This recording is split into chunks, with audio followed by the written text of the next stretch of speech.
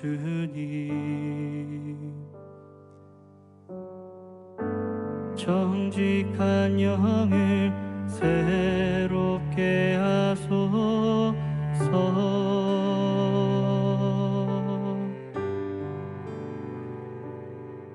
정결한 마음 주시옵소서.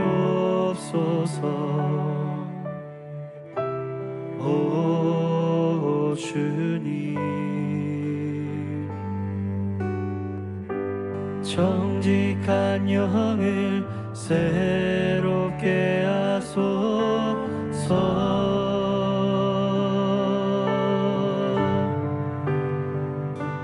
나를 주님 앞에서 멀리하지 마시고 주의 성령을 거두지 마옵소서.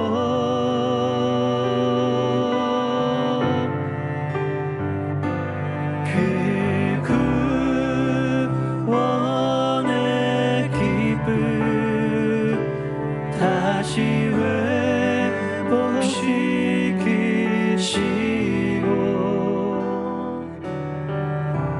변치 않는 맘 내 안에 주소서.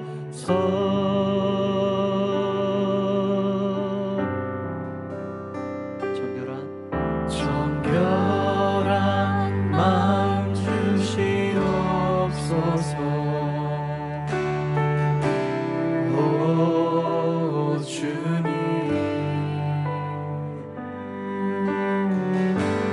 정직한 영을 새롭게 하소서. 나를 주님 앞에서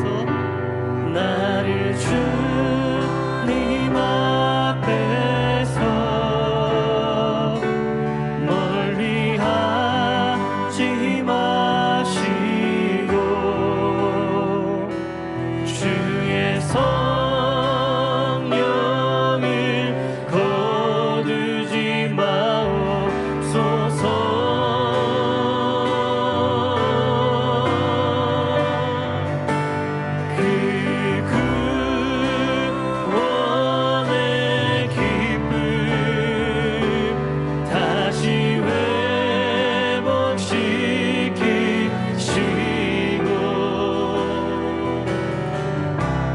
변치 않는 맘 내 안에 주소서.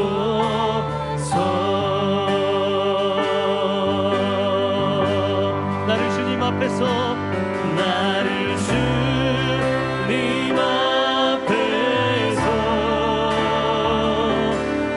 멀리하지 마시고 주의 성령을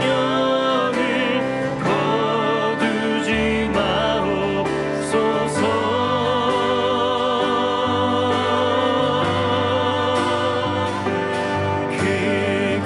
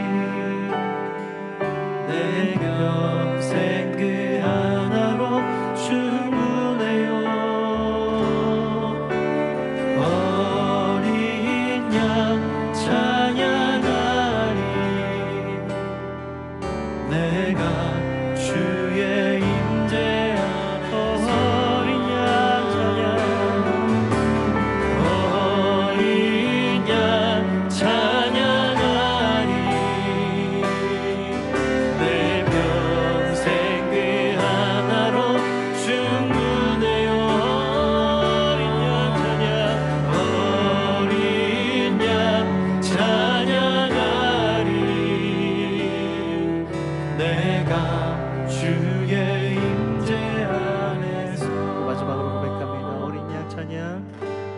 어린 양 찬양하리 내 평생 그 하나로 충분해요. 어린 양 찬양하리 내가 주의 임재 안에서 내가 주의 임재 안에서 내가 주의 임재 안에서 내가 주의 임재 안에서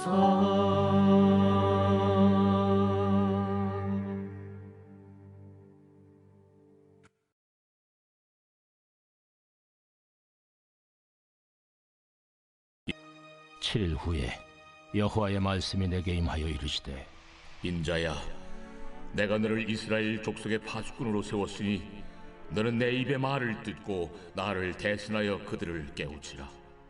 가령 내가 악인에게 말하기를 너는 꼭 죽으리라 할 때에 네가 깨우치지 아니하거나 말로 악인에게 일러서 그의 악한 길을 떠나 생명을 구원하게 하지 아니하면 그 악인은 그의 죄악 중에서 죽으려니와 내가 그의 피값을 네 손에서 찾을 것이고 네가 악인을 깨우치되 그가 그의 악한 마음과 악한 행위에서 돌이키지 아니하면 그는 그의 죄악 중에서 죽으려니와 너는 내 생명을 보존하리라. 또 의인이 그의 공의에서 돌이켜 악을 행할 때에는 이미 행한 그의 공의는 기억할 바 아니라 내가 그 앞에 거치는 것을 두면 그가 죽을지니 이는 내가 그를 깨우치지 않음이니라. 그는 그의 죄 중에서 죽으려니와 그의 피값은 내가 내 손에서 찾으리라. 그러나 네가 그 의인을 깨우쳐 범죄하지 아니하게 하므로 그가 범죄하지 아니하면 정녕 살리니 이는 깨우침을 받음이며 너도 내 영혼을 보존하리라. 여호와께서 권능으로 거기서 내게 임하시고 또 내게 이르시되 일어나 들로 나아가라. 내가 거기서 너와 말하리라 하시기로 내가 일어나 들로 나아가니 여호와의 영광이 거기에 머물렀는데 내가 전에 그 발강가에서 보던 영광과 같은지라. 내가 곧 엎드리니 주의 영이 내게 임하사 나를 일으켜 내 발로 세우시고 내게 말씀하여 이르시되 너는 가서 네 집에 들어가 문을 닫으라.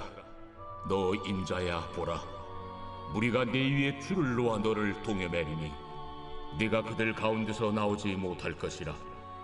내가 네 혀를 내 입천장에 붙게 하여 네가 말 못하는 자가 되어 그들을 꾸짖는 자가 되지 못하게 하리니 그들은 패역한 족속임이니라. 그러나 내가 너와 말할 때 내 입을 열리니 너는 그들에게 이르기를 주 여호와의 말씀이 이러하시다 하라. 들을 자는 들을 것이요 듣기 싫은 자는 듣지 아니하리니 그들은 반역하는 족속임이니라.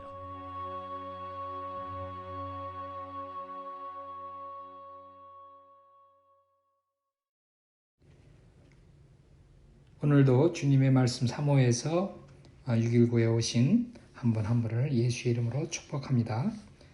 우리는 지난주부터 에스겔을 저희가 묵상하고 있는데요. 바벨론으로 2차 포로로 끌려간 에스겔을 하나님께서 그발 강가에서 부르시고 이제 어제 말씀에서는 하나님께서 에스겔에게 두루마기에 쓰여인 하나님 말씀을 받아먹게 하십니다. 오늘 말씀에서는 하나님께서 에스겔에게 소명을 주십니다. 우리 17절 한번 같이 읽어보겠습니다. 17절 인자야 내가 너를 이스라엘 족속의 파수꾼으로 세웠으니 너는 내 입의 말을 듣고 나를 대신하여 그들을 깨우치라. 내가 너를 이스라엘의 파수꾼으로 세웠다 이렇게 하나님이 말씀하십니다. 파수꾼이 하는 일은 망대에서 지키다가 적군이 쳐들어오면 나팔을 불어 성중에 있는 사람들을 깨우는 일을 하는 것이죠. 적군이 오는 곳을 알려서 성을 방비하여 죽음을 명쾌하는 아주 중요한 일입니다. 하나님은 말씀하십니다. 너는 내 입의 말을 듣고 나를 대신하여 그들을 깨우치라. 그 말씀이 예수님께서 우리에게 주신 대위임령 그리고 사도 바울을 통해서 하나님께서 우리에게 주신 소명과 아주 흡사합니다. 예수님께서 주신 대이민영 가운데 이런 말씀이 있습니다. 내가 분부한 모든 것을 가르쳐 지키게 하라. 이렇게 말씀하셨고요. 또 사도 바울은 우리를 하나님과 화목케 하는 대사들이라고 말씀하셨습니다. 하나님의 말씀을 전달하는 대사. 참 엄청난 것이죠. 그러면서 하나님께서는 계속 말씀하십니다. 우리 18절과 19절 같이 읽을까요?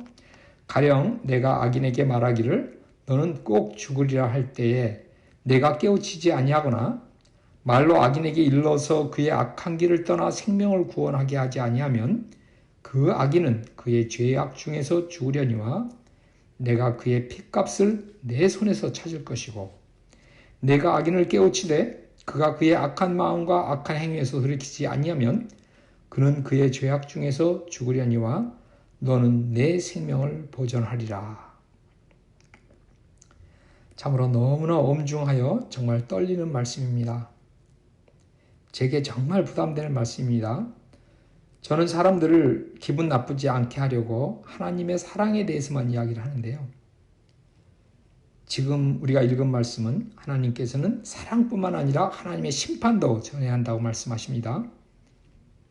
이 말씀을 보며 사람들에게 공격을 받지 않으려고 하나님 말씀을 말씀대로 그대로 전하지 않은 저 자신을 많이 회개했습니다. 물론 우리가 심판만 이야기하는 것도 아니겠지요. 하지만 하나님의 사랑과 함께 그분의 엄중하심도 이야기해야 한다는 것이 하나님의 뜻이라는 것을 깨달았습니다. 우리가 하나님의 심판을 이야기하지 않으면 사실은 우리가 그 사람을 진정 사랑하지 않는 것이죠. 문제를 회피하는 것입니다. 암덩어리를 제거해야 산다고 우리가 암 환자에게 이야기해야 합니다. 가라앉는 배에서 빨리 구명 보트로 옮겨 타라고 이야기해 줘야 합니다. 그것이 진정한 사랑인 것이죠. 왜냐하면 우리가 살려야 하니까요. 그것이 바로 하나님의 심정입니다. 하나님께서 심판을 전하라고 하신 것은 바로 그들 단 한 사람이라도 더 살리시려는 하나님의 애타는 사랑에서 나온 것입니다. 많은 분들이 구약의 하나님은 무섭다고 말합니다. 그런데 저는 구약의 하나님에서 사랑을 느꼈습니다. 이스라엘의 죄악으로 인해서 이미 심판을 작정하셨음에도 불구하고 그들에게 마지막까지 선지자들을 보내어 그들이 듣든지 아니 듣든지 끝까지 말씀을 전하시는 하나님이십니다. 그 중에 단 한 사람이라도 더 살리시려는 하나님의 애끓는 사랑의 외침이었던 것이지요. 하나님의 이 애타는 심정이 선지자서에 너무나 명확하게 나와 있습니다.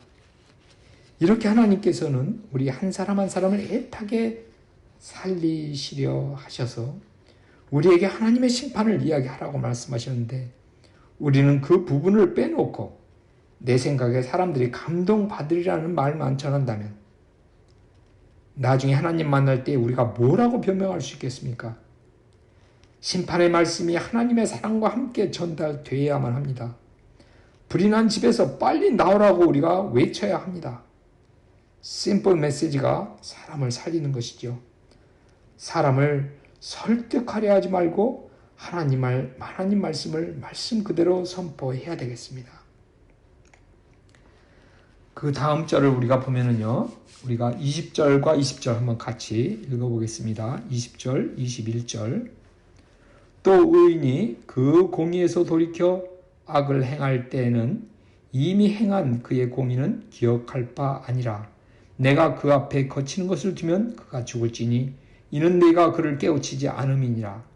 그는 그의 죄 중에 죽으려니와 그의 핏값은 내가 내 손에서 찾으리라. 그러나 내가 그의 의인을 깨우쳐 범죄하지 아니하게 하므로 그가 범죄하지 아니하면 정녕 살리니 이는 깨우침을 받음이며 너도 내 영혼을 보존하리라. 여기서 의인이라는 말이 나오는데요. 의인이라 하면 예수님 통해서 하나님과 화목된 우리 믿는 자들로 해석을 할 수 있겠습니다. 여기서 저는 우리 믿는 공동체 안에서의 accountability를 느낄 수 있었습니다. 서로에게 우리가 책임을 지는 그런 것이죠. 갈라디아서 6장 1절에는 이렇게 말씀하고 계십니다. 형제들아, 사람이 무슨 범죄한 일이 드러나거든 신령한 너희는 온유한 심정으로 그러한 자를 바로 잡고 너 자신을 살펴보아 너도 시험을 받을까 두려워하라. 이렇게 말씀하십니다. 우리 교회 내 형제 자매들이 명백한 죄를 짓고 있을 때 우리가 좋은 관계 망가질까 봐 모른 척하고 넘어가거나 더 나아가 그것에 대해서 가십만 하고 있다면 그것은 절대로 하나님이 원하시는 방법이 아닙니다. 물론 이것은 우리 믿는 형제 자매가 성경에 어긋나는 명백한 죄에 대해서 우리가 이야기를 하고 있는 것이고요. 단순히 내 기호와 달라서 혹은 내 마음에 안 들어서 하는 그런 문제는 아니죠. 우선 우리가 그 형제 자매의 죄 짓는 모습을 우리가 확실히 알게 됐을 때 1차적으로 우리가 그들을 온유한 심정으로, 다시 말하면 사랑하는 하나님 아버지의 심정으로 그들을 위해서 기도해야 되겠습니다. 그리고 그것에서 그치는 것이 아니라 그들에게 다가가야 되겠죠. 동시에 나 자신을 돌아보는 겸손함이 있어야 되겠습니다. 우리가 그들에게 그들의 죄를 분명하게 알려주고 거기서 다시 돌이키도록 이야기를 해주는 것이 바로 하나님께서 원하시는 우리 성도들 안의 accountability입니다. 중요한 것은 그 영혼을 사랑한다면 우리가 결코 모른 척하고 지나갈 수 없다는 것입니다. 모른 척하고 지나간다면 그 핏값을 내게서 찾으시겠다는 엄중하고 뜨거운 하나님의 사랑의 말씀입니다. 이제 우리가 25절, 26절 같이 읽어보겠습니다. 너 인자야, 보라, 무리가 내 위에 줄을 놓아 너를 동여매리니 내가 그들 가운데서 나오지 못할 것이라. 내가 내 혀를 내 입천장에 붙게 하여 내가 말 못하는 자가 되어 그들을 꾸짖는 자가 되지 못하게 하리니 그들은 패역한 족속임이니라. 이 말씀은 언뜻 들어서는 이해가 잘 안 되는 말씀 같아 보입니다. 에스겔이 하나님의 심판을 선포할 때 그걸 듣기 싫어하는 사람들이 에스겔을 결박하여 하나님 말씀을 선포하지 못하게 할 때 인간적으로 우리가 그 사람들에게 따지고 자기 변호를 하고 우리에게 당연히 있는 자기 권리를 주장하고 내가 하고 싶은 말을 할 수도 있을 텐데 하나님은 그때 에스겔에게 말을 못하게 하시겠다는 것입니다. 얼마나 억울한 일입니까?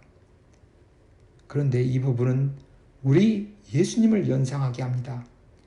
이사야서 53장 7절에 오실 메시아에 관한 예언의 말씀 중에 이런 말씀이 있습니다. 그가 곤욕을 당하여 괴로울 때에도 그의 입을 열지 아니하였으며 마치 도수장으로 끌려가는 어린 양과 같고 털 깎는 자 앞에서 잠잠한 어린 양같이 그의 입을 열지 아니하였도다. 우리에게 당연한 기본 권리도 주장하지 않는 주님의 그 모습입니다. 그것이 또한 우리의 모습이 되어야 될 것입니다. 계속 이어서 하나님께서 이렇게 말씀하십니다. 27절 우리 같이 읽어보십시다. 그러나 내가 너와 말할 때에 내 입을 열리니 너는 그들에게 이르기를 주 여호와의 말씀이 이러하시다라. 들을 자는 들을 것이요 듣기 싫은 자는 듣지 아니하리니 그들은 반역하는 족속임이니라.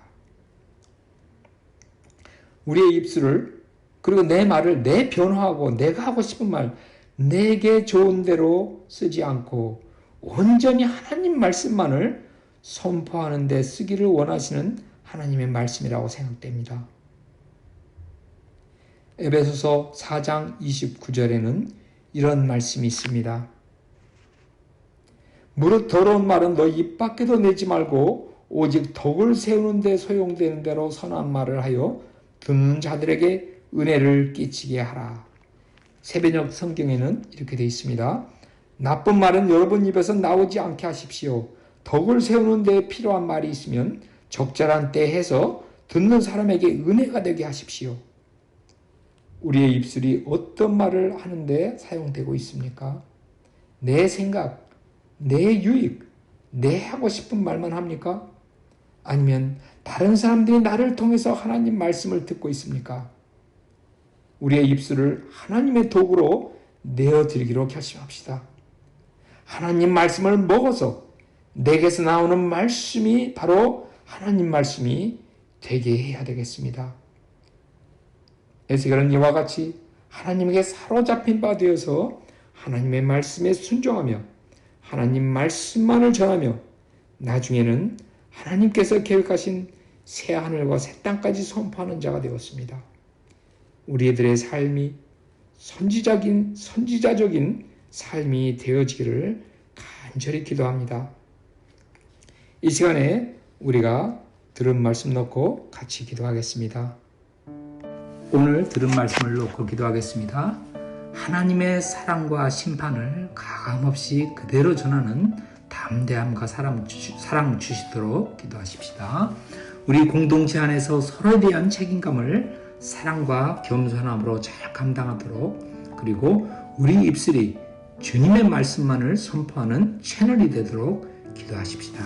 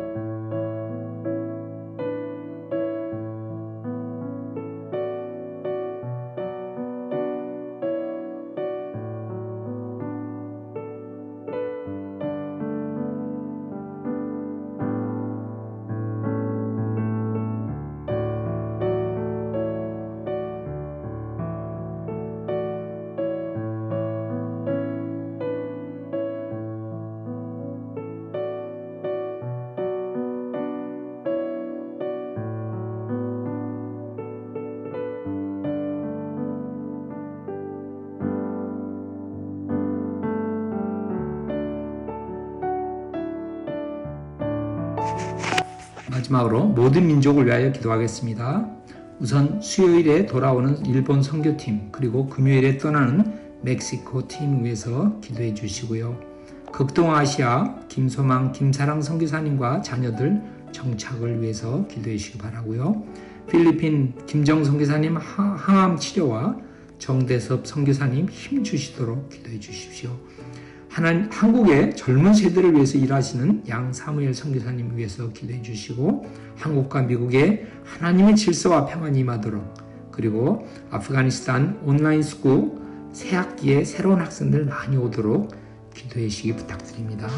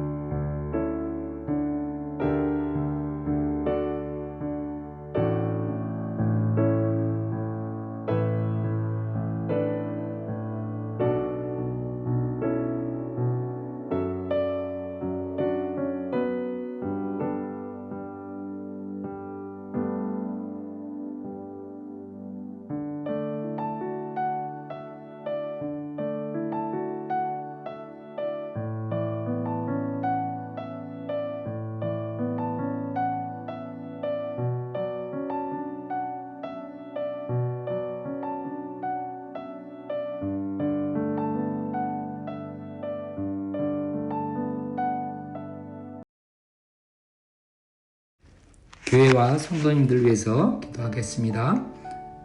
먼저 B24 차세대 미션센터 용자를 성도총회가 잘 인준하도록 기도하시고요. 새로 편성된 목장들이 잘 정착하여 성장하도록, 그리고 주말에 있는 목자 수련회에 성령의 임재가 있도록, 그리하여 목자들이 힘차게 헌신할 수 있도록 기도해 주시기 바랍니다. 그 다음에 육체와 마음의 고통 가운데 있는 성도님들 위해서 기도하시겠습니다.